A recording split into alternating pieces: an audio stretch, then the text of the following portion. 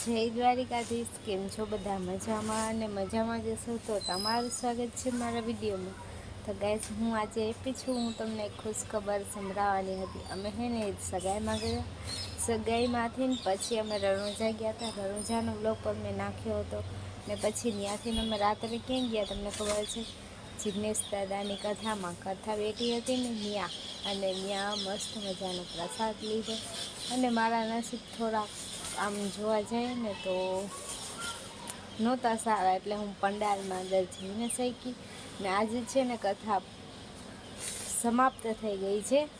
તો કંઈ નહીં, બીજી વાર જ્યારે દ્વારિકાધીશનું હુકમ થશે તો આપણે કથામાં જરૂર જઈશું. પણ આપણા નસીબ એટલા સારા હતા કે આપણે એનો પ્રસાદ પણ આપણે મળ્યો. એના માટે હું તો મારા નસીબને હું ખુદને શું કહેવાય, આમ ભાગ્યવાન માનું છું કે મને ત્યાંનો પ્રસાદ પણ મળ્યો. નકર અડધા તો ઘરે બેઠા બેઠા વિચાર પણ કરે, એને જવા પણ નથી મળતો. કંઈ નહીં, હું તો હેપી જ છું. વધારે બોલવામાં કંઈ નથી ને આજે તો હું બહુ હેપી છું. કંઈ નહીં, તો મળીએ કાલે.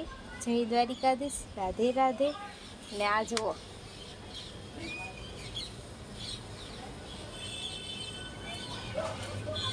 મળીએ કાલે.